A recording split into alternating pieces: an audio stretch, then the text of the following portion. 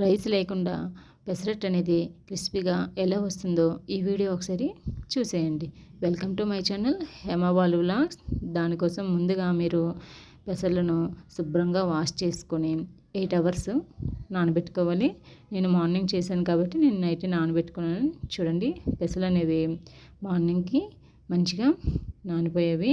Next మరలా ఒక 2 times శుభ్రంగా వాష్ చేసుకొని ఒక మిక్సీ జార్లోకి ఈ పెసలను తీసుకున్న తర్వాత దాంట్లోనికి ఒక పచ్చిమిర్చి, ఇంకా కొంచెం అల్లం, కొంచెం జీలకర్ర, అలాగే కొంచెం వాటర్ వేసి మెత్తని పేస్ట్ లాగా చేసుకోండి. చూడండి, నేను చూపించిన విధంగా ఇలా పేస్ట్లా చేసుకోండి. ఇలా పేస్ట్లా చేసుకున్న ఈ మిశ్రమాన్ని ఒక బౌల్లోకి తీసుకోండి. సాల్ట్ వేసి ఆ మిశ్రమంలో బాగా మిక్స్ చేయండి. మిక్స్ చేసిన తర్వాత స్టవ్ పై ప్యాన్ పెట్టండి. ప్యాన్ అనేది హీట్ అయిన తర్వాత గరిటెతో మీరు ఆ మిశ్రమాన్ని వేసి చుట్టూ కూడా నెయ్యిని అప్లై చేయండి. అప్లై చేసిన తర్వాత మీడియం టు హై ఫ్లేమ్లో ఈ పెసరట్టును కాల్చుకోవాలండి.